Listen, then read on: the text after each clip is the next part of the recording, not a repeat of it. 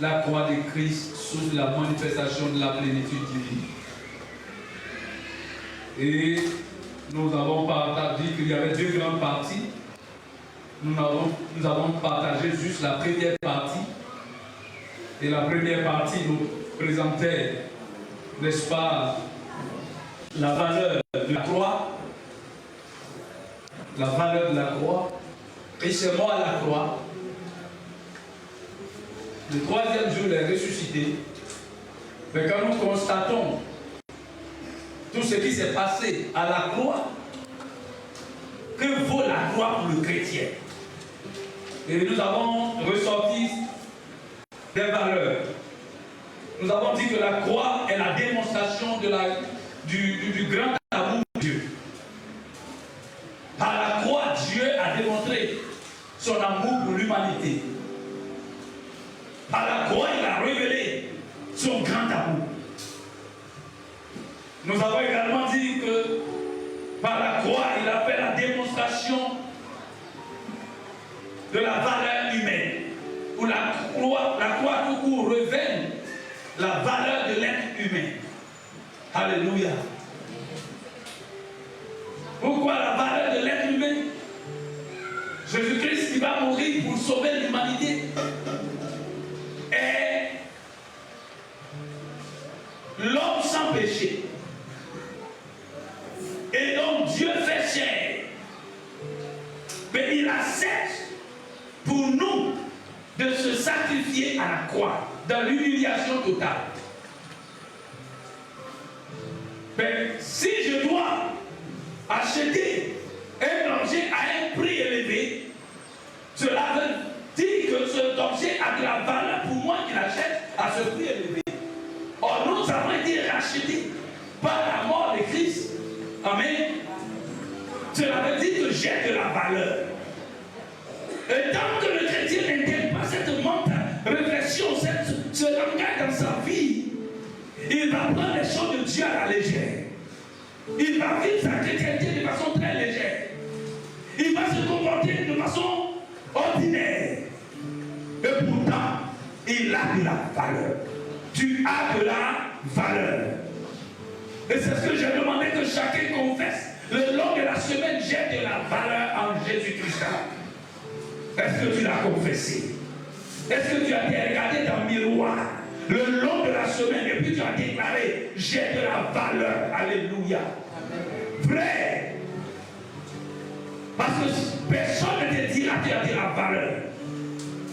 Mais quand tu regardes ce qui s'est passé à la Pâque, tu te rends compte que tu as de la valeur. Tu es important. Tu es important. Alléluia. Et ça fait que quelles que soient les circonstances, Dieu veille sur toi. Et comme tu es tellement important, il va se déverser en certains parmi nous, faisant de nous les conducteurs de son peuple, afin que nous autres, nous soyons les gardiens de vos âmes. Vous voyez comment Dieu fait? Il meurt, il paye le prix. Et il dit, ok, ma mission est propriété privée maintenant.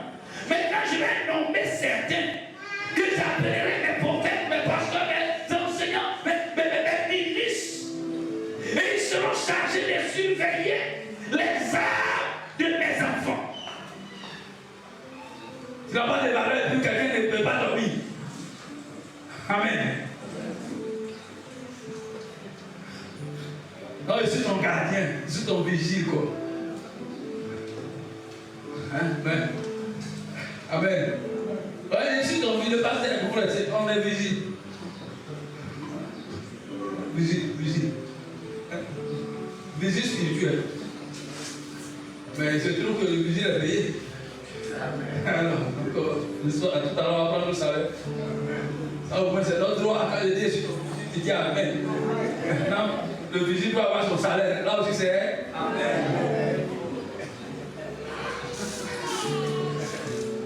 J'ai un qui surveille ici.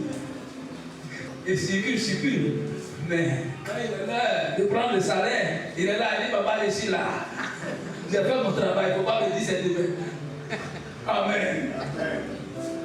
Que Dieu te bénisse. C'est ça, tu as de la valeur. Tu as de la valeur. Et il faut que ça soit ancré en toi. Pour ne plus penser que tu es né dans un campement dont tu n'as pas de valeur. Tu as une valeur. Alléluia. Même si tu es né dans les tafouins, tu as de la valeur.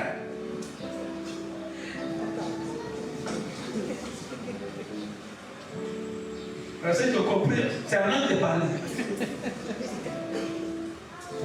Alléluia. Frère! J'espère que tu n'es pas en direct. Parce qu'on dit là, vous avez vu sur votre télévision maintenant.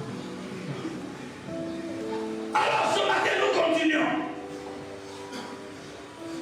Acte 2. Tout de suite. C'est le même thème. La deuxième partie, nous sommes dans Jean chapitre 19, toujours, au verset 17 à 18. Jean 19, 17 à 18. Restez assis. Nous avons déjà fait la lecture. Et je vais juste faire la lecture. Cette fois-ci, ne vous levez pas. On est toujours dans le premier dimanche. Le dimanche de Pâques, je veux dire. Jean 19, verset 17 à 18. Jésus portant sa croix, sortit de la ville pour aller vers l'endroit appelé le Gras, qui se dit en hébreu Golgotha. C'est là qu'il le crucifiait et avec lui deux autres, un à chaque côté de Jésus et Jésus, au milieu. La Bible nous dit donc qu'il a été entraîné au mont Golgotha. Et à cet endroit, il fut crucifié. Et avec lui, ce jour-là, deux autres crucifiés. Un à gauche, l'autre à droite. Et lui là au milieu.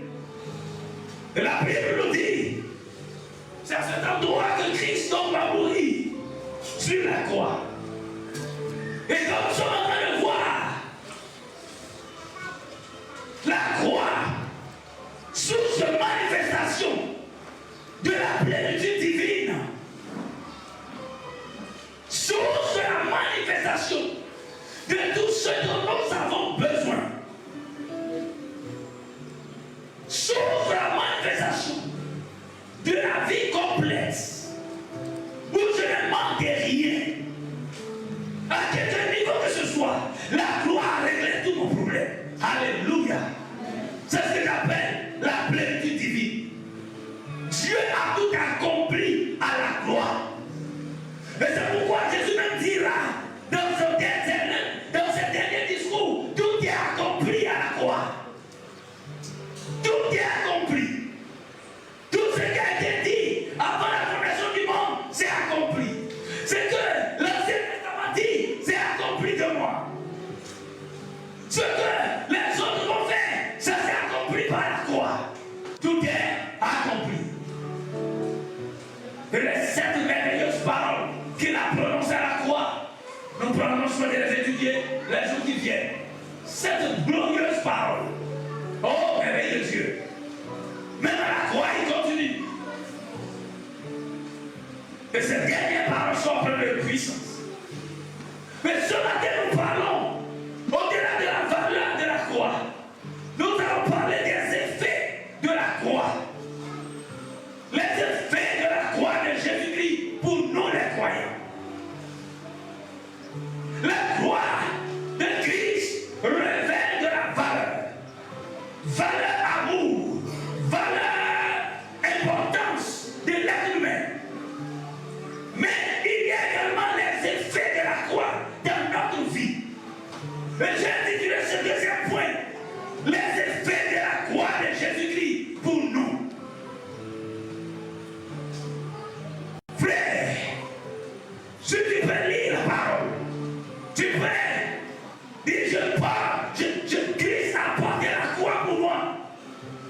te donne quoi? Quels sont les effets? Quand tu vas à l'hôpital, le médecin te dit, tu prends tel sédatif. Il dit, voici les effets que ça va produire. Tu prends tel type de consommation ou tel type de vêtement, voici son effet sur toi. Si tu prends cette ampoule à tel endroit, voici l'effet que ça va produire. Alléluia. Si à 2 heures du matin tu te lèves pour manger foutourignan, sauce graine, avec escargot gras dedans, ça a son effet. Comparativement à celui qui va boire un café léger, chacun aura son effet. Alléluia. Celui qui dort jusqu'à 10 heures, ça a son effet sur son avenir. Alléluia. Celui qui ne prie pas, ça a aussi son effet. Celui qui prend ton temps pour lire la Bible, ça produit aussi des effets. La croix a ses effets sur nous. Alléluia. Quels sont ces effets? Les effets de la croix sur le chrétien. Quelle croix? La croix de Jésus-Christ. Parce qu'il y avait trois croix ce jour-là. Il y avait la croix de Christ. Il y avait la croix du bandit répandant. Et puis il y avait la croix du bandit non répandant. La croix du bandit répandant s'est connectée à la croix de Jésus-Christ. Ça a changé sa vie. L'autre croix est restée là-bas. Ça a aussi donné son résultat. Mais ce matin, je veux parler de la croix de mon Seigneur. La croix qui avait tremblé la terre. La croix qui a déchiré le ciel. La croix qui a fait en sorte que lorsque Christ est monté à cette croix, tous ses apôtres ont fui. La croix qui a fait que le foie du temps s'est déchiré. Quel est son effet sur nous chrétiens? Alléluia. Nous menons une chrétienté sans faire attention. Les éléments sont devant nous, mais souvent, nous ne les méprisons pas. Mais je vais te dire, la croix de Christ a une grande manifestation dans ta vie et dans ma vie. Alléluia. Frère, allez dans la croix de Christ. Elle présente deux niveaux d'effet. Ces effets se révèlent à deux niveaux. Il y a ce que j'appelle les effets extérieurs ou externes. Et puis il y a les effets internes. Les effets externes, c'est quoi? La croix qui a été plantée, la croix de Christ,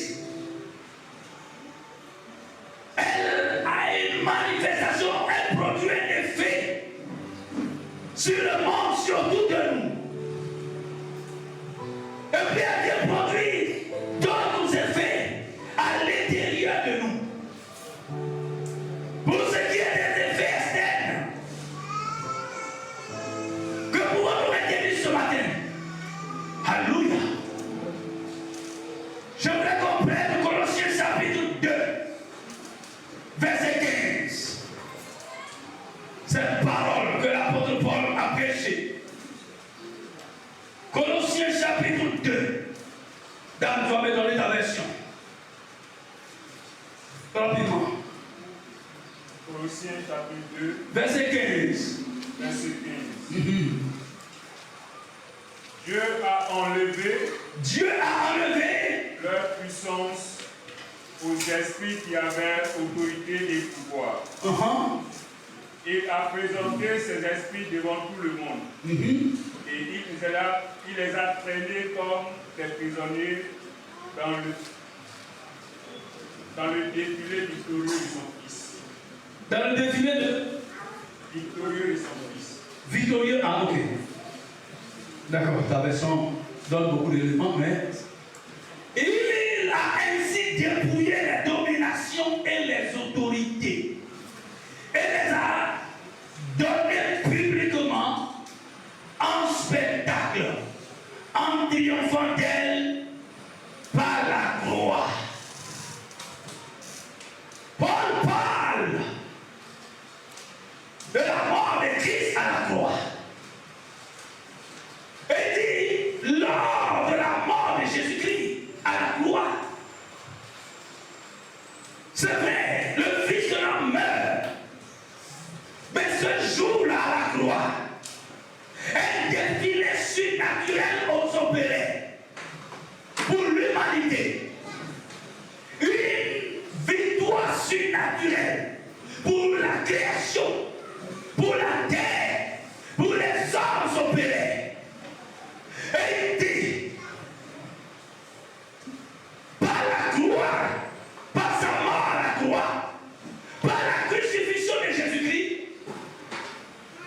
Paul dit, il a dépouillé. Et c'est là que tu peux reprendre la version maintenant. Dieu a enlevé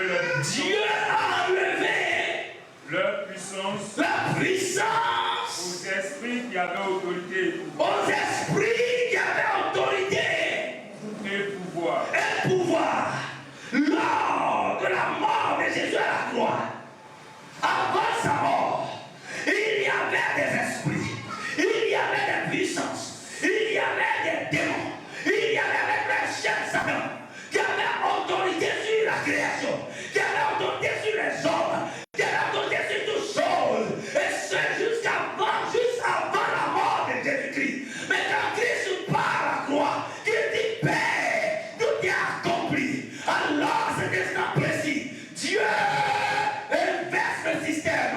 Il dit par la croix qui est plantée, où le Galiléen dans son dernier soupir, c'est le pouvoir et la puissance de Satan et ses démons que Dieu écrase immédiatement. Alléluia. Allons-y. Il a présenté ses esprits. Aïe, aïe, aïe, aïe, ça j'aime cette portion-là.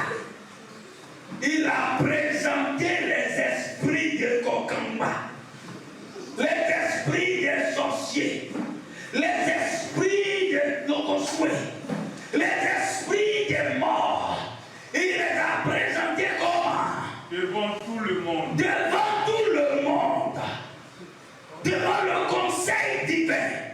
Devant le surnaturel. Il les a présentés tous liés. Comme étant des prisonniers. Liés même.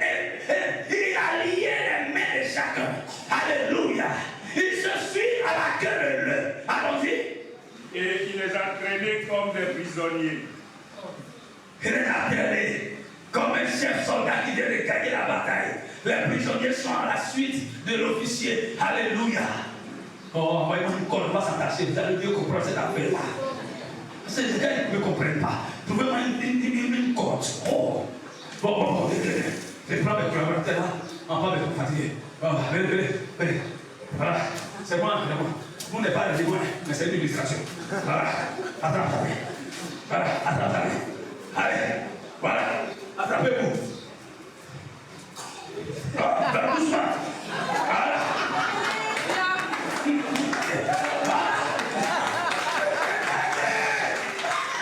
Alléluia.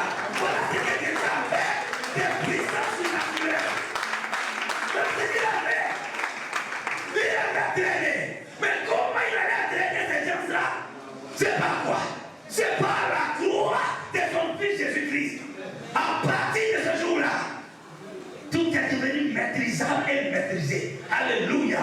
Les puissances démoniaques ont été vaincus tranquillement. Ils ont été domptés. Les forces extérieures qui parlaient sur toi, qui pouvaient te faire des choses bizarres. La mort de Jésus-Christ a mis fin à l'autorité sur toi. Chrétien, voici ce que nous avons dans nous. Sur la croix. Et voilà pourquoi dans son son, il a dit quoi? Je bottais le chien de mort. Mais pourquoi avant ça, son baptême, il a botté puis c'est bon, ça ne meurt pas? C'est maintenant la croix peut parler à sa faveur. Alléluia. L'autorité de la croix s'est manifestée au travers de toi. C'est tout. Frère, la puissance de la croix a ébranlé toute la force de Satan. a ébranlé tout son arsenal. La puissance de la croix a paralysé tout son système. La croix de Christ.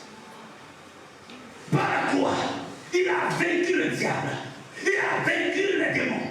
Il a vaincu tous ses ambassadeurs. Par la croix. Par la croix. C'est pourquoi il dit là dans Apocalypse chapitre 12, verset 11. Ils ont vaincu à cause du sang de l'agneau. Ils ont vaincu qui? Le diable. Voici la grande victoire des chrétiens. Voici un premier effet que tu détectes. Et c'est pour cela que quand tu es en train de marcher en tant que chrétien, tu dois savoir de qui tu tires ta victoire. On est trop bizarre dans notre fonctionnement.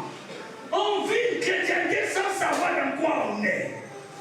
Mais le maître dit, tous ces sorciers qui veulent danser sur la tête la nuit, je les ai vaincus, je les ai humiliés, je les ai traînés le jour où la croix a été plantée. Je les ai tous entraînés à la suite pour dire vous êtes des louches, vous êtes des perdants, c'est terminé. Alléluia. Amen. Comment je vais être un gars bizarre au quartier? Comment les démons vont te frapper en aller-retour et puis ça fait rien? Et des chrétiens, quand on parle des démons, ils ont peur. Ils ont peur. On lui parlait le plus grand bandit du quartier. Les policiers l'ont menotté. Les policiers même sont là. Sont là. Mais quand ils te regardent, tu as peur. Mais fais confiance au moins au cardinal et aux menotts qui sont sous ces bras-là. Le gars, il est lié. Il ne peut rien faire sur toi. Seulement, il va vérifier si tu sais ça. Si tu ne sais pas, là, il va faire. Mais quand tu sais, tu gagnes ta bataille. C'est pourquoi tu ne dois pas être une ignorance spirituelle. Alléluia. Tu dois connaître les vérités de la croix. La croix te donne la victoire sur les démons. La croix. Ce n'est pas dit d'aller fabriquer une croix qui est sur ton épaule pour te promener dans ta cour. Amen. Ou alors tu vas couper, tu plantes dans ta cour, tous les démons, vous voyez la croix qui est là, vous n'atterrissez pas ici. Les pigeons vont venir se faire les choses dessus. Ici, il y a des gens, donc la croix a un pouvoir. Ils vont aller acheter ça au marché, ça met à leur cou. Croyez que c'est ça. Non, c'est pas de ça que je parle. Moi, je parle de la croix qu'on a plantée sur Jésus. Voilà. Alléluia. Donc, si tu as ta petite croix qui est à ton cou, ça c'est ton problème personnel. Porte ta croix. Alléluia. Je ne crois pas que ça va résoudre ton problème. La preuve, c'est que ceux qui font beaucoup de faux, ils ont des grosses croix. On les connaît. Alléluia. La croix, victoire du chrétien. Sur tous les démons, tous les sorciers, tous les mystiques. Mais attention, il y a deux corps. Mais au-delà de l'aspect extérieur, je veux beaucoup plus mettre l'accent sur l'aspect intérieur de la croix. Parce que là, l'aspect extérieur, c'est réglé. Et ça semble facile. Mais quand on regarde nos vies chrétiennes, on se pose la question, c'est la croix de Jésus est déjà tombée, ou bien c'est une croix qui n'a pas accepté Jésus lui-même. Et c'est ce qui peut amener dans la pensée que Christ n'a pas été mis à la croix. Parce que la vie que nous manifestons ne révèle pas que la croix a eu effet sur nous. Oh, la croix a eu effet sur nous. Et c'est cette partie-là. C'est sur ça que je veux mettre mon regard. Frère, la croix des effets internes. Quand je parle d'interne, c'est en toi. Il y a plusieurs effets. Je vais dire quelques trois effets que nous allons partager. La croix nous délivre de ce siècle présent.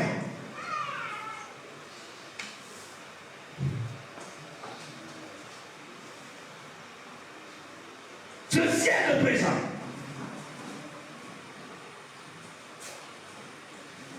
qui est tenu par le diable, par Satan, présente beaucoup de défaillances. Ce siècle présent nous présente ce que je peux appeler les soucis. Ce siècle présent nous présente plusieurs types de préoccupations. Tu n'as pas ça, tu as besoin de ça, tu dois ceci. Ça, c'est l'attitude du siècle présent. Et malheureusement, ça amène certains, même chrétiens, à avoir un comportement assez maladroit. Pourquoi? Parce qu'ils veulent vivre au rythme de ce siècle présent. Ils oublient l'identité des chrétiens. Ils oublient la nature chrétienne. Et ils vont commencer à se compromettre dans certaines manières de faire. Oh frère, la croix a vaincu ce siècle présent, n'est-ce pas? Nous a délivré, pardon, de ce siècle présent. Je voudrais qu'on me prenne Galates chapitre 1, versets 3 à 4, rapidement. Galates chapitre 1. Si ce n'est pas encore trouvé, je démarre. Ok? Que Dieu, notre Père, le Seigneur Jésus-Christ vous bénisse et vous donne la paix. Le Seigneur Jésus a donné sa vie pour nous sauver de nos péchés. Il a arraché à ce monde mauvais comme Dieu notre Père l'a voulu. Amen. Il a arraché, oui, il nous a arraché. Il nous a arraché de ce monde mauvais. Comme Dieu notre Père l'a voulu. Il dit quoi? Reprends, pourquoi les gens Galates chapitre 1, verset 3. Verset 3. Que Dieu, notre Père, et le Seigneur Jésus-Christ, vous bénisse ce matin, et vous donne la paix. Le Seigneur Jésus, en effet, le Seigneur Jésus-Christ a donné sa vie à la croix pour nous sauver de nos péchés. Il nous a arrachés de ce monde mauvais. Comme Dieu le Père l'a voulu. La volonté de Dieu le Père, c'est que ce monde mauvais ne soit pas dominateur sur nous. Et alors il envoie son Fils à la croix. Et par la mort de la croix, Christ nous a arrachés de ce monde mauvais que j'appelle le siècle présent. Alléluia.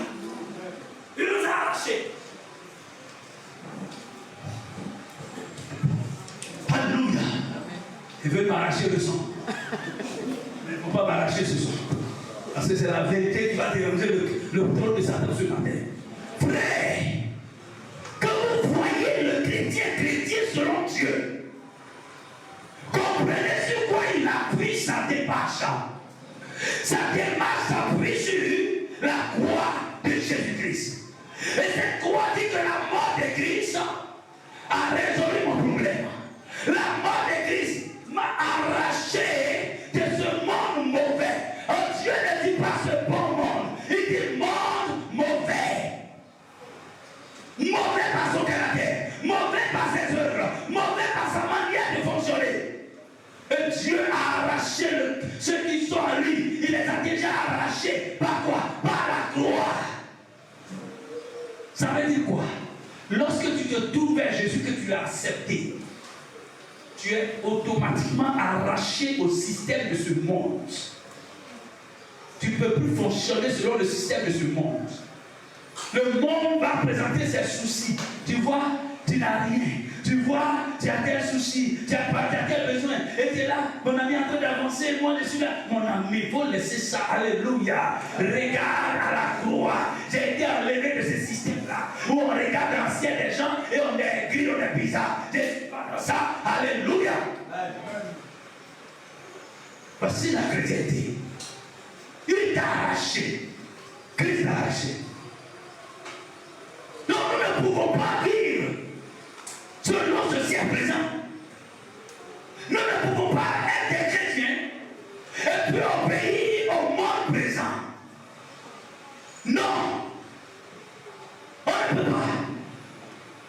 j'ai été arraché. Si j'ai arraché cette plante de ce lieu, pardonne-moi, mais ça fait quoi? Le problème là. Tu arraches la plante de son lieu d'implantation ou d'installation, mais la plante, si tu ne l'avais pas ailleurs, elle va mourir. J'ai été arraché et je suis planté en Christ. C'est ça. Mais est-ce que toi, tu as été arraché? Ou bien on a coupé sur toi? Tu es resté au même endroit? Ou bien on t'a arraché pour envoyer ailleurs? Il faut que le monde constate que la place où tu étais est vide. Mais il faut le constater, tu es toujours là-bas. Alléluia. Que tu ne sois plus à ta place là-bas au nom de Jésus-Christ. La Bible dit, ils sont allés chercher le corps de Jésus au tombeau. Mais quand ils sont arrivés, là il a dit quoi? Il n'est pas ici parce qu'il est ressuscité. S'il n'était pas ressuscité, ils auraient vu son corps là. Mais s'il t'a arraché de la mort, il t'a arraché du tombeau du monde, il t'a arraché de la vieille manière de vivre, pourquoi tu es encore là-bas?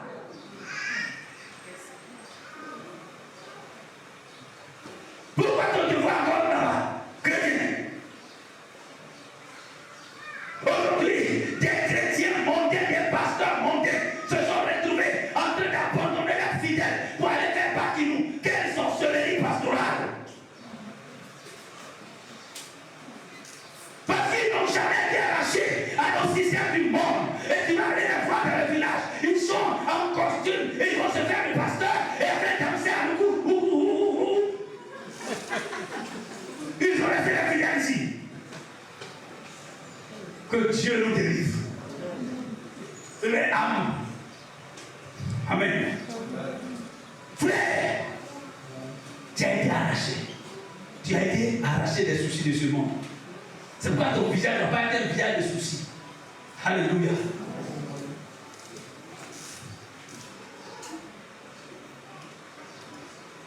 On est trop attaché au système du monde. Trop attaché. Prends Matthieu chapitre 13, 22. Matthieu 13, 22. Quelqu'un prend Matthieu 13, 22 rapidement. On massacre. Matthieu chapitre 13, verset 22. Le sol couvert de plantes épineuses, ce sont les gens qui entendent la parole, mais qui s'en inquiètent pour les choses de ce monde. Alléluia. Ils cherchent de fausses richesses. À cause de cela, la parole est étouffée et elle ne produit rien. Alléluia. C'était la parole du Seigneur. Il dit, le sol épineux. Il y a eu 4 sols. Il y a eu le premier sol qui, malheureusement, a reçu la plante, ça n'a rien donné. Deuxième sol, ça a poussé. La plante est sortie de terre. Mais le sol est rempli en dessous de gravier. La plante est morte directement. Le troisième sol, la plante est montée. Mais elle est montée avec d'autres arbres, d'autres plantes épineuses. Et en route, les plantes épineuses ont dominé la plante. Et la plante bonne, elle est morte. Et la deuxième était la meilleure plante, la meilleure terre. Mais ici, nous parlons de la troisième terre qui est recouverte, n'est-ce pas, d'épines. Et il nous dit, le sol épineux, ce sont ces personnes qui sont remplies de soucis, d'inquiétudes, malgré qu'ils disent avoir accepté Jésus, mais ils sont que dans des soucis, des inquiétudes à n'en point fini. Oh, Jésus dit à Matthieu 7, ne vous inquiétez pas, ne vous inquiétez point, ne vous êtes pas dit, ne vous inquiétez de rien. Moi, je prends soin de vous. Et quand les soucis sont là, crois-moi, ta vie ne produira rien. Spirituellement, tu restes stérile. Alléluia. Je veux dire à quelqu'un, bannis tes inquiétudes ce matin. Bannis les soucis. Dieu prend soin de toi. Dieu prend soin de toi. Les gens ne vont pas prendre soin de toi, mais Dieu lui prend soin de toi. Les gens ne vont pas t'envoyer des valises d'argent, mais Dieu t'enverra plus que des valises, parce que lui sait ce dont tu as besoin. Alléluia. a délivré de ces choses-là. Et c'est pas écrit en Romains chapitre 12, au verset 2. Soyez transformés par le renouvellement de votre intelligence. Quand la croix se manifeste à ce niveau, mon intelligence peut bien être l'intelligence de ce monde. Ce qui fait courir ce monde ne me fait pas courir. Ce qui fait sauter ce monde ne me fait pas sauter. Tout comme ce qui me fait sauter ne va pas faire sauter forcément le monde. Parce qu'ils ne comprendront pas ma manière. Alléluia. Et 1 Timothée 4 nous dit ceci. 1 Timothée 4, verset 10. C'est dans cette perspective, en effet, que nous travaillons et que nous laissons insulter. Parce que nous avons mis notre espérance dans le Dieu vivant qui est sauveur de tous les hommes et en particulier des croyants. Paul parle à Timothée. Dès l'instant où je me suis tourné vers la croix et que je sais que la croix m'a complètement déchargé des soucis de ce monde, que les gens parlent mal de moi, ce n'est pas mon problème. Moi, je travaille dans la gloire de Jésus-Christ. Alléluia. Que les gens veillent de critiquer, c'est leur problème. Moi, je me concentre sur la parole du Seigneur et j'avance pour la gloire de son nom. Pourvu que ce que on me reproche soit un mensonge sur mon dos, gloire au Seigneur. Je n'ai pas besoin de répliquer. J'ai besoin simplement d'être dans la vérité de Jésus-Christ Nazareth. Et alors j'avance tranquillement. Un matin, ils vont t'obliger de retourner sur les pas pour dire pardon. Alléluia. Ils le feront parce que simplement tu es dans ta vérité et tu es dans la vérité de Jésus-Christ. Amen. Frère, la croix de Jésus-Christ nous a délivrés de ce siècle présent. Le siècle présent avec ses paroles. Le siècle présent avec ses discours mensongers. Ce siècle présent avec son hypocrisie. Ce siècle présent avec ses faiblesses. Nous sommes délivrés de ces choses-là. Chrétien, dis à ton voisin qui est délivré de ce siècle. Ne vis plus de cette manière. Alléluia. Nous sommes délivrés. Nous avons été arrachés. Frère, et si une personne est en Christ, elle est une nouvelle création. Les choses anciennes sont passées. Toutes choses sont devenues nouvelles. Parce que c'est la nature de Dieu qui est en toi. Tu n'as donc plus à regarder en arrière. Parce qu'il a pris un effet important. Malheureusement, quand on regarde ce qui se passe aujourd'hui, dans la vie des chrétiens, qui sont cités dans tous les dossiers du monde. Les chrétiens spécialistes en impudicité. Chrétiens spécialistes en divorce achevé. Chrétiens spécialistes en vol. Paresseux. Hypocrites. Ça, ce sont les parfums du dehors. Nous devons être des hommes et des femmes réglés pour la gloire de Jésus-Christ. Alléluia. C'est fait mal de nous retrouver comme si on n'était pas chrétiens. Des chrétiens qui mentent. Ils mentent pour sortir les têtes d'affaires. Récemment, il y a un pasteur, il ment. Je suis un pasteur, il ment. Donc le pasteur a arrêté la lui-même, il a dépassé par les événements. C'est vrai, je sais que tu mens habituellement. Hein. Mais c'est parce que vraiment tu es courageux. Et la vie, c'est là pour doucement, parce qu'il a mal. Il t'empile son frère pour prendre une place.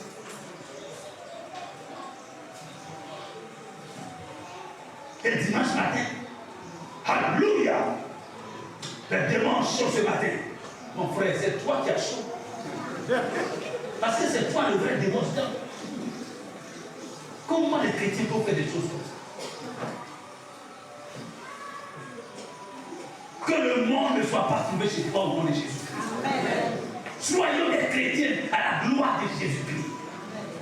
Des hommes que la croix a rachetés, a enlevé des systèmes bizarres. Les gens doivent comprendre que tu es d'une autre race.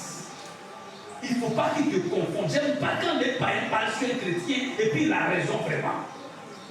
Je ne supporte pas ça. Parce que c'est humilier le maître. C'est rabaisser la valeur de la gloire. Regardez aujourd'hui. Regardez, ouvrez les yeux, ne pas besoin de vous citer. Regardez. Quelle est cette chrétienté en difficulté? Jésus n'est pas en difficulté. Une chrétienté qui veut que le monde l'acclame. Frère, le monde ne peut pas acclamer la chrétienté.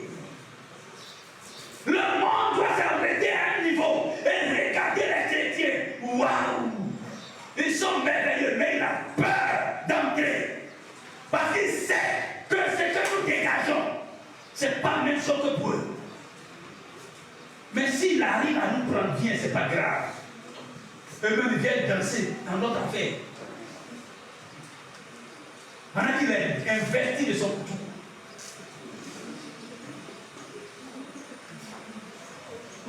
Vraiment, que Dieu nous aide. Frère, la croix nous délivre également de nous-mêmes. Elle nous délivre de ce siècle présent. Il nous délivre également de nous-mêmes. C'est un autre effet. Oh, c'est un autre deuxième effet. La croix nous délivre de nous-mêmes. Il nous délivre de notre moi. C'est ce que je veux dire. La croix nous délivre de notre moi. Frère, la vie des chrétiens, c'est face à certains petits mouvements qu'on voit que le premier péché, le plus dangereux est là. Mais eux-mêmes, ils refusent d'accepter qu'il est là. Mais ils ont raison. On ne doit pas condamner quelqu'un qui ne veut pas accepter ça. Parce que c'est le langage du péché lui-même qui corrige ça, se rend compte. Alléluia. Galates 2:20. Que dit Galates 2:20? Rapidement. Galates 2:20. Je vis. Ce n'est plus moi qui vis. Ce n'est plus moi qui vis. C'est Christ qui vit en moi. C'est Christ qui vit en moi. Maintenant, ma vie humaine, je la vis en croyant au Fils de Dieu, qui m'a aimé, et qui a donné sa vie pour moi. C'est où il a donné sa vie? À la croix. La croix nous délivre de notre moi. Et l'apôtre Paul dit, je vis, je ne suis pas mort. Christ lui est mort. Et il m'a communiqué la vie. Et donc moi je vis en croyant à lui. Mais si je vis dans cette chair, si je vis de façon naturelle, mais je ne vis plus comme la vie ancienne veut que je vive, mais je vis de la foi au Fils de Dieu. Par la vie de Christ qui m'a été transmise le jour de lui, sa mort à la gloire. Donc je ne vis plus pour moi-même. Quelle victoire! Et si je ne vis plus pour moi-même, ça veut dire quoi? Ça veut dire que je mets dehors l'esprit du moi. Le moi, c'est l'état d'orgueil. Le moi, c'est l'état de suffisance. Où c'est moi, je parle. C'est moi, c'est moi, c'est moi. Tout est centré sur toi, sur moi. Alléluia. Et la Bible me dit, nous sommes délivrés de cela. La croix nous a délivrés du moi. Nous a délivrés de notre moi. Le moi, c'est quoi? C'est l'ambition personnelle. C'est l'état d'orgueil. L'état de suffisance. L'égoïsme. Qui est la pensée centrée sur toi. Les deux se mettent toujours ensemble. Orgueil et égoïsme. Orgueil est l'ennemi. L'orgueil est le premier péché. Que Satan a flanqué. Mais comme tu l'as dit la dernière fois, mais l'orgueil n'a pas été produit sur la terre ici. C'est ce Dieu, ça s'est manifesté. Alléluia. En pleine lumière, dans la présence glorieuse des anges de Dieu. Celui qui a manifesté l'orgueil en premier s'appelle Lucifer, l'ange des lumières. Alléluia. Il met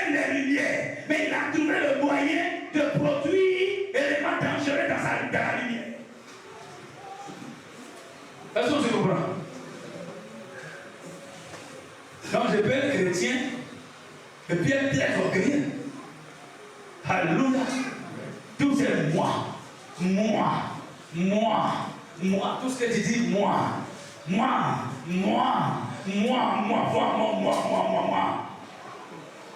Arrête-moi un peu. Alléluia. Voyez, quand cet élément est encore dans ta vie en tant que chrétien, c'est un péché très dangereux. Et ça prépare ta chute, ta défaite. Et quand ça est là, Satan ne te permet jamais de te sentir coupable de quelque chose. Je reprends. Quand ce péché est dans ta vie, Satan ne permet jamais que tu te sentes coupable de quelque chose. Tous les jours, c'est les autres qui mentent sur toi. Tu as raison toujours. C'est les autres qui sont maladroits. Tu as raison toujours.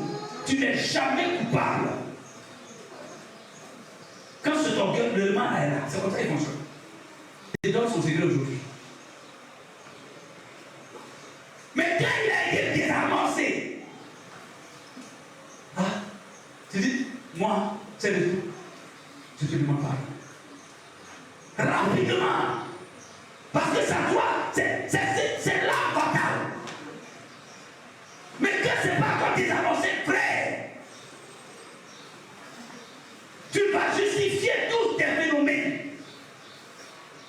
C'est une arme redoutable. Regardez à derrière. Quand ils ont laissé rentrer ça chez eux, le propriétaire même était rentré chez eux.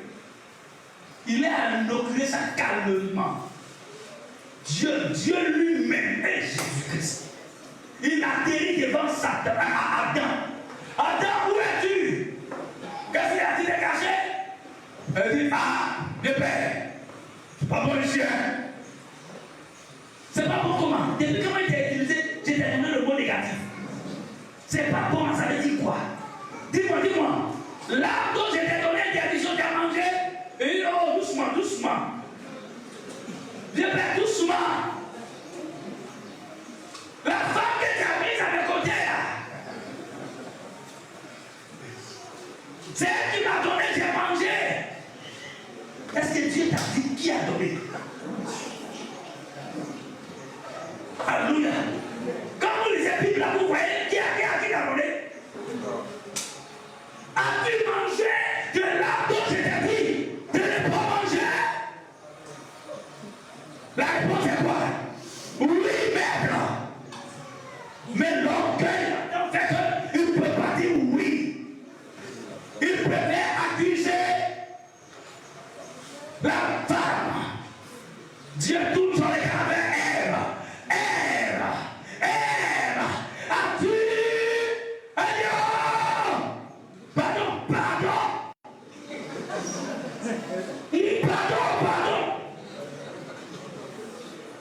C'est le serpent. Dieu me est étonné. Le maître est étonné de la réaction des deux. Personne n'a assumé sa responsabilité. Pourquoi? Parce que l'orgueil était rentré en eux. Quand l'orgueil rentre dans ta vie chrétienne, je vais pour parler, ça te dit rien. Tu t'en fous de ça. Quand tu sors, parce que on me dit de ne pas parler, c'est ça? Sinon, qu'est-ce que ça fait? Ça m'a enlevé quoi? Seigneur, j'étais seul fidèle. Je sais que toi, tu connais mon cœur. Je suis là. C'est elle qui pense que je suis orgueilleux.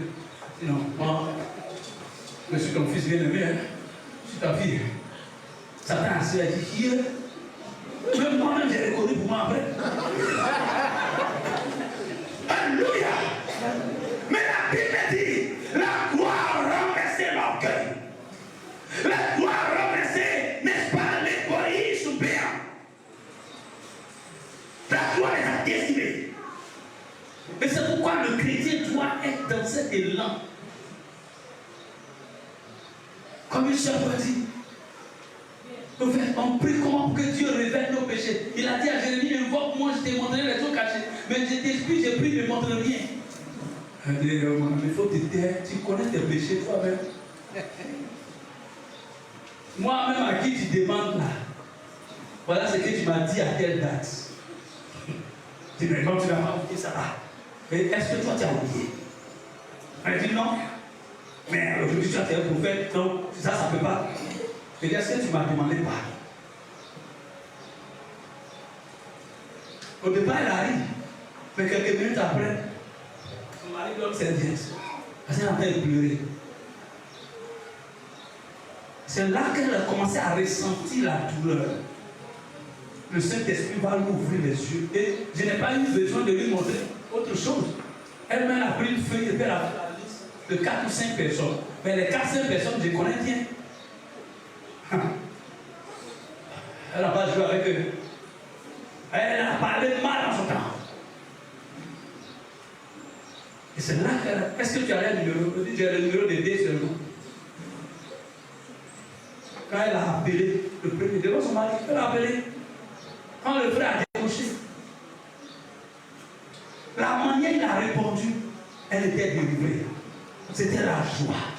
Pendant qu'elle dit, voici, ma soeur, tu es mariée maintenant. Ça c'est le vieil qui va dire, non, mais il faut que je résolve mon problème.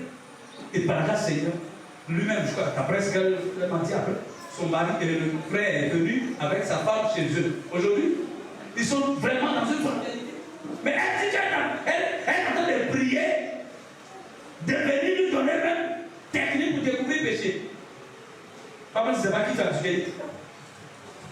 Amen. Quand tu es en train de prier et que tes yeux tombent sur le péché, tu fais quoi? Tu veux éviter ça, non?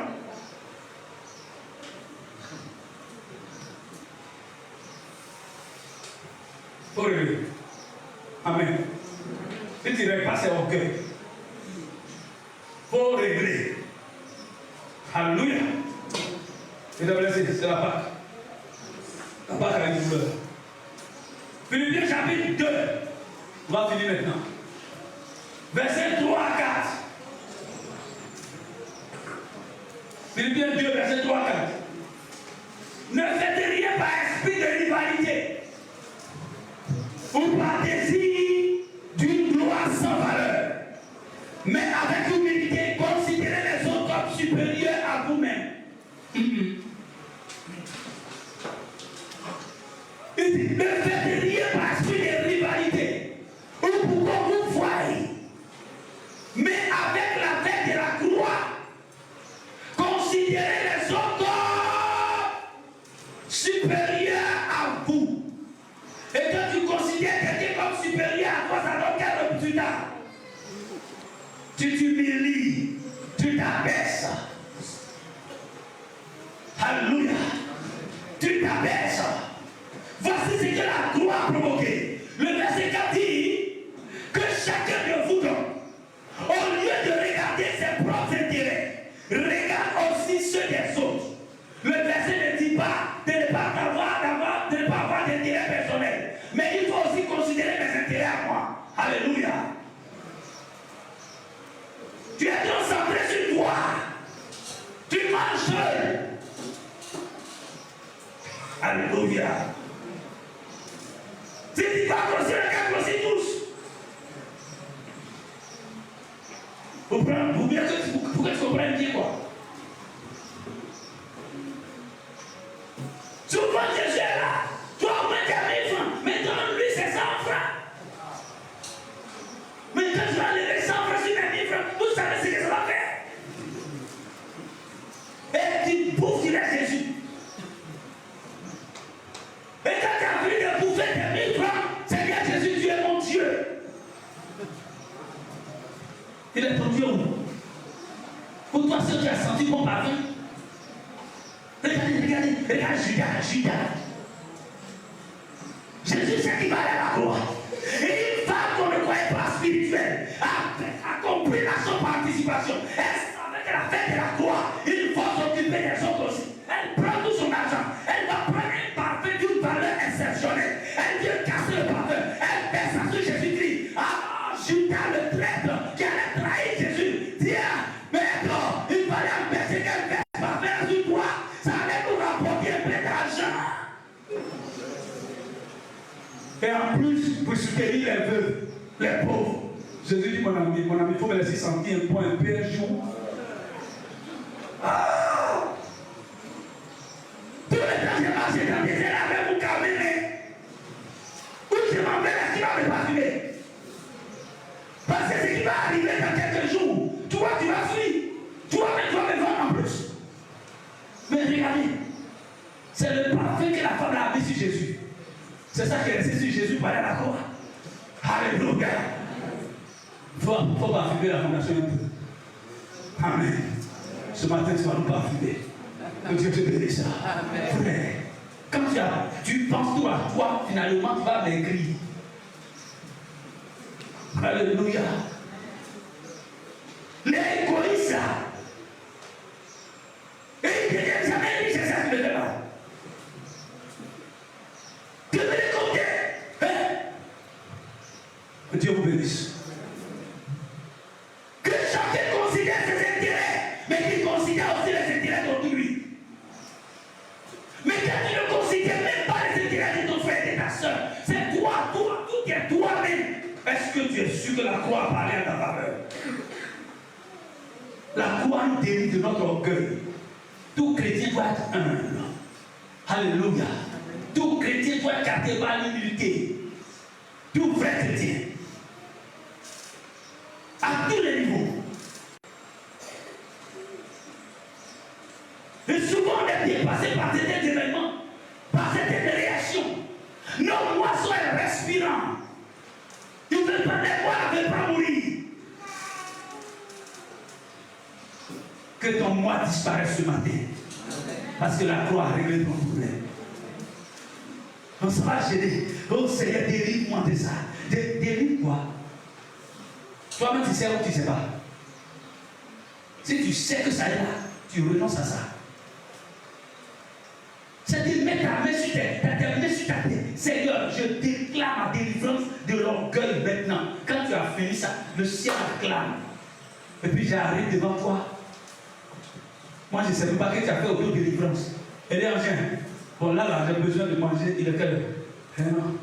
Il est 22h, 23h. Je dis, bon, je vais manger que la cour. Il y a une dame qui fait ça vers la rivière de ancien. Qui? Attends, papa. Est-ce qu'on ne peut pas attendre? Mais tu as lancé tout pied, c'est quoi? Ah!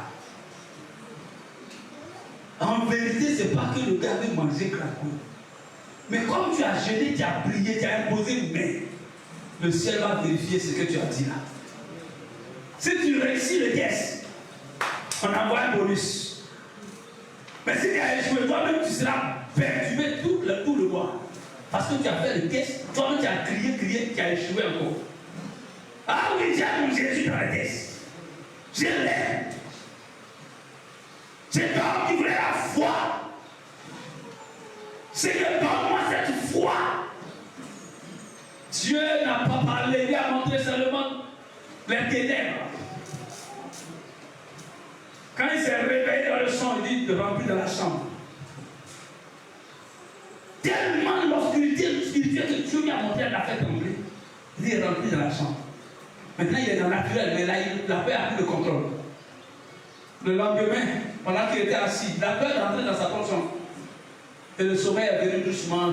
Donc le Galiléen lui dit, tu n'as pas dit que tu veux la foi. Mais il t'a donné, mais tu as laissé. Mais comment ça? Il dit, mais pourquoi tu as eu peur? La foi n'a pas peur. La foi affronte l'obscurité. Toi, tu as fui. Tu n'es pas un bon candidat pour ça. Il faut demander prophétie. Alléluia. C'est ça. Que ta foi soit une foi authentique. Que ta vie soit débarrassée de l'orgueil. Alléluia. Orgueil. Arme dangereuse. Je viens.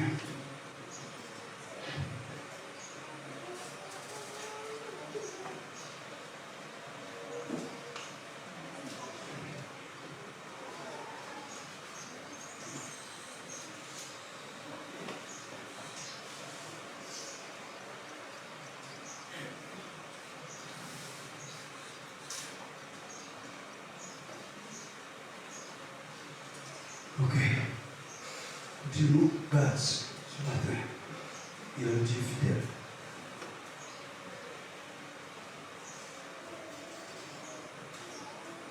Alors, Proverbe 13, verset 10. Que dit ce verset? Ce n'est que par l'orgueil qu'on attise les querelles. Ce n'est que par l'orgueil. Proverbe 13, verset 10. Mais la sagesse est avec ceux qui écoutent les conseils. Proverbe 13, verset 10. Donne-moi ta version. Verset 10. Les orgueilleux provoquent les disputes. Les orgueilleux provoquent les disputes. Mais ceux qui acceptent les conseils possèdent la sagesse. C'est tout. Ce n'est que par l'orgueil que les querelles se déclenchent. Donc si entre nous il y a querelle, c'est qu'il y a orgueil. Alléluia. Querelle ne peut jamais venir s'il n'y a pas orgueil là. Amen. Amen.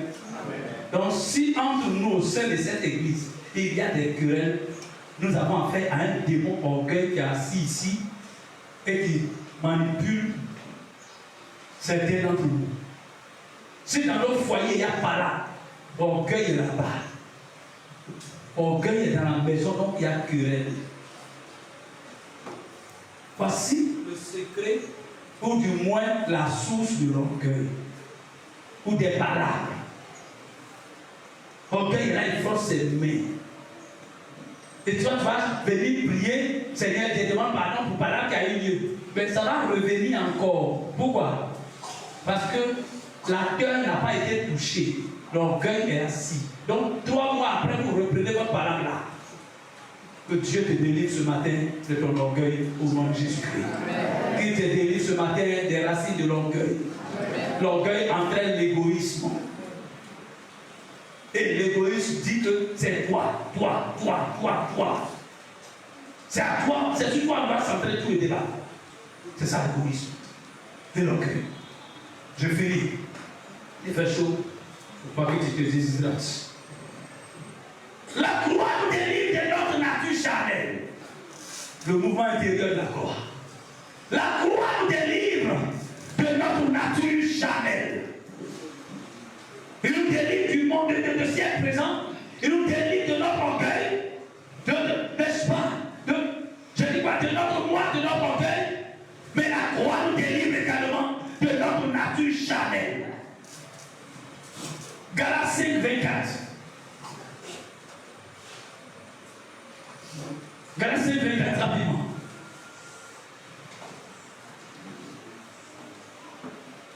Notre nature charnelle, c'est quoi? C'est ce que nous avons reçu, cet état que nous avons reçu à la naissance biologique de nos parents. Amen.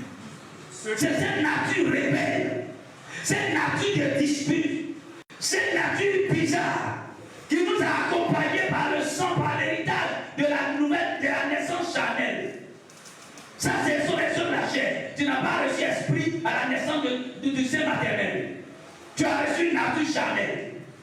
Ta nature spirituelle vient par la naissance spirituelle.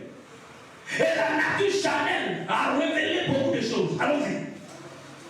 Ceux qui appartiennent au Christ Jésus ont fouillé sur la croix les désirs mauvais qui les entraînaient. Les chrétiens, ceux qui appartiennent au Christ Jésus ont fait quoi? On cloué sur la croix les désirs mauvais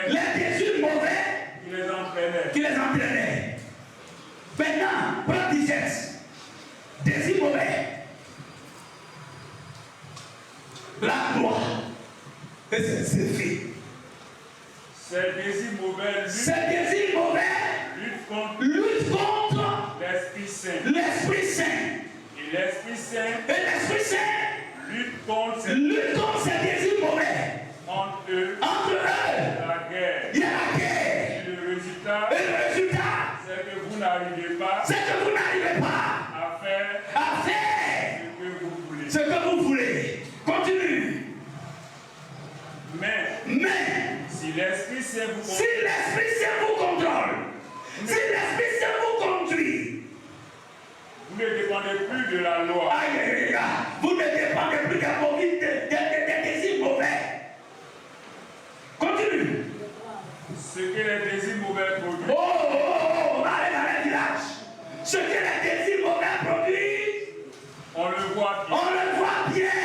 C'est pas par Saint-Esprit, on va voir ça. Allons-y. Il mène une vie immorale. Il mène une vie immorale. Et mauvaise. Et mauvaise. Ils se conduisent. Ils se conduisent. N'importe comment. N'importe comment. Ils adorent les faux dieux. Ils adorent les faux dieux. Ils pratiquent la sorcellerie. Ils pratiquent la sorcellerie dans l'église. Ils détestent les autres. Ils détestent les frères. Ils se disputent. Ils se disputent dans mon cœur. Ils sont jaloux. Ils sont jaloux, ça finit pas. C'est ça un peu bon. Son parfum a fini sur lui. Ils se mettent en colère. Ils se mettent en colère. La colère finit pas. Ils cherchent à passer devant tout le monde. Ils viennent toujours devant tout le monde. Ils se divisent en parties. Ils sont dans des clubs. Voilà des désir mauvais. Le voici. Frère, tout ce s'applique là. On ne doit pas trouver ça dans l'église. Ni dans la vie d'un chrétien. Pourquoi? Parce que la croix a réglé ça. La croix a résolu ce problème. Si ces éléments sont en toi, mais c'est de t'asseoir avec ta Bible. Prends chaque mauvais désir et chaque désir mauvais. Tu lui parles. Toi là, tu es sorti de ma vie. Je suis plus ton camarade. Je coupe le lien avec toi. Jalousie, je coupe avec toi. Hypocrisie, je coupe avec toi. Sorcellerie, je coupe avec toi. Il ne faut pas penser que tu n'es pas sorcier. Tu es sorcier parce que tu penses mal de lui. Alléluia. Tu es sorcier parce que tu désobéis à la parole de Dieu. Le sorcier, il y a un autre sorcier du village là. Les noumanges là, ça c'est autre chose. Mais il y a d'autres sorciers. Là, écoutez, quand le prophète Samuel parlait à Saül là, il a dit quoi? Il dit quoi? La désobéissance. Fais quoi? Hein? Ah bon, j'ai entendu la désobéissance, ça vaut mieux que les sacrifices. L'obéissance vaut mieux que les sacrifices. Et quoi encore?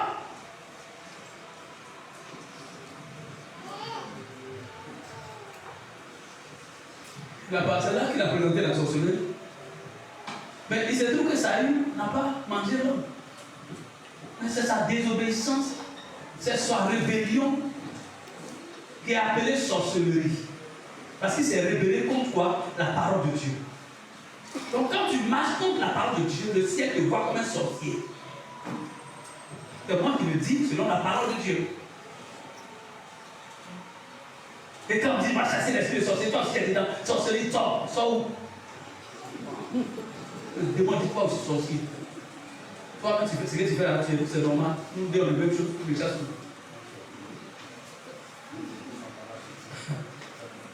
Je ne sors pas. Toi, tu es sorcier plus que moi. Toi, au moins, tu connais la tu es dans la lumière, mais tu fais ça. Donc, moi, je suis dans tes ténèbres, toi, tu fais quoi? Alléluia. Donc, voici la vérité. Il faut finir dans ta lecture avec Romains chapitre 8. Verset 7 à 8. On finit là. Ne dis pas, fais chaud. Romains 8, verset 7. Oui, les désirs humains. Les désirs humains sont ennemis de Dieu. Sont ennemis de Dieu. Ils n'obéissent pas à la parole de Dieu. Pour eux, c'est même impossible. C'est même impossible. Ceux qui suivent ces désirs mauvais ne peuvent pas plaire à Dieu. Mes amis, voici ce que la croix nous présente. Si ma vie doit plaire à Dieu, je mets fin à ma relation avec les désirs mauvais. Je mets fin à ma relation avec les œuvres de la chair. Et la croix m'a délivré de la nature charnelle. Je n'ai pas besoin de t'imposer mais ce matin. J'ai besoin simplement que tu saches une chose. Les désirs charnels, les pratiques de la nature charnelle a été vécues par la croix. C'est pourquoi un chrétien peut vivre sans péché. Alléluia. Un chrétien peut vivre au-dessus des œuvres de la loi. Un chrétien peut se comporter autrement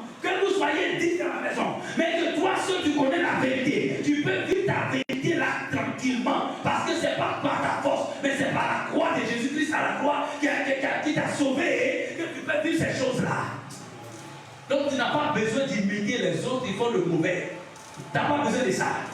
Tu as besoin de connaître les règles de la croix. Les éléments, les effets de la croix. Est-ce que tu es sûr que tu as été accroché à la croix? Alléluia. Mes amis, j'ai peur de la croix. Et je la respecte. Pourquoi? Dieu m'a fait grâce il y a longtemps de cela. Il m'a dit, je vais t'enseigner sur la croix. Et paf, on se retrouve dans un endroit montagneux, à l'image de Golgotha.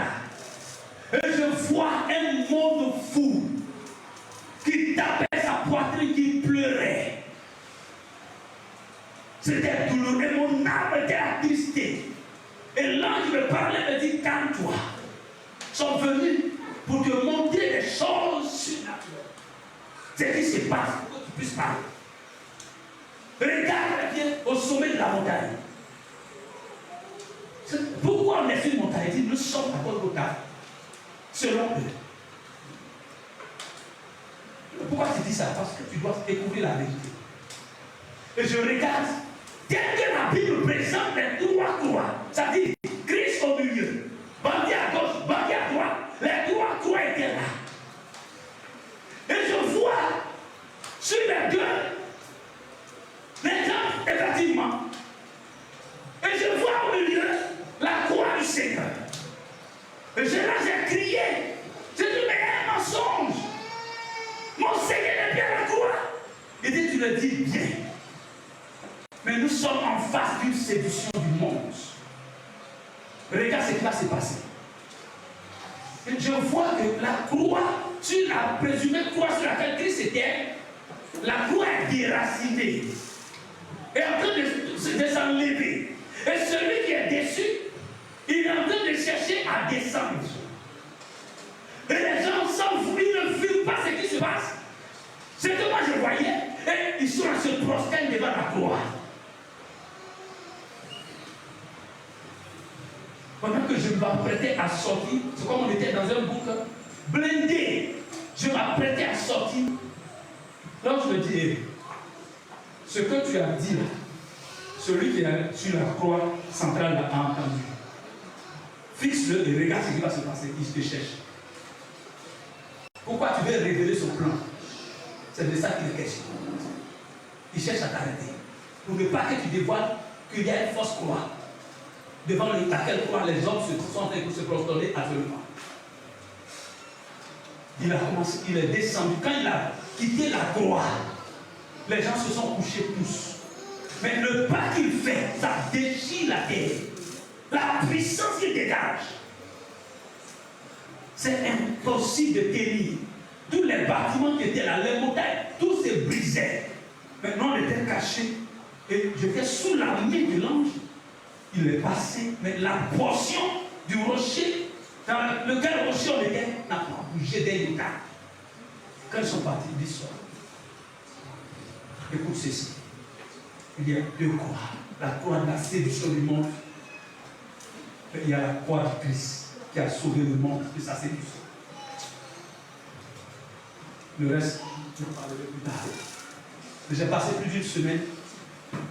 Je ne peux plus dormir. Parce que je vois cette croix. Et le monde en train d'être manipulé dans cette croix. Et c'est là que je dis, il y a deux croix. La croix de la sainteté de Dieu. La croix du salut glorieux de Dieu. La croix de la vérité. Et il y a la croix du mensonge devant laquelle croix le monde se prosterne aujourd'hui. Christ a vaincu toutes choses à la croix. Il a dit tout est accompli. Il n'y a plus d'autre sacrifice que je puisse revendiquer pour quoi que ce soit. Il n'y en a plus. Les hommes ont été sauvés de leurs péchés. Les hommes ont été sauvés de leur mauvaise manière de vivre. Par quoi? Par la croix de Jésus-Christ de Nazareth. Et tant que le chrétien n'a pas compris cela, il peut penser vivre une vie selon lui et plaire à Dieu. Ça ne marchera jamais. Et tu risques d'être surpris de te retrouver en enfer. Ah oui, parce que tu penses avoir appartenu à l'église, mais ta vie n'a jamais glorifié Jésus-Christ. Je souhaite que la croix te parle à toi-même et que tu comprennes qu'il n'y a pas un seul domaine de ton caractère que tu peux garder parce que tu aurais hérité ça de ton père et de ta mère. Ils t'ont donné la nature charnelle. Et la nature charnelle combat la croix. Alléluia. Et Dieu merci, la croix a vaincu la nature charnelle. Tu dois te débarrasser de ces choses-là. Si tu es fils de la croix de Christ, que chacun se remette en cause et qu'il dise au Seigneur, délivre-moi de mes faiblesses, car la croix a tout accompli. Amen. Amen. Tu vas simplement dire merci à Dieu. Les effets de la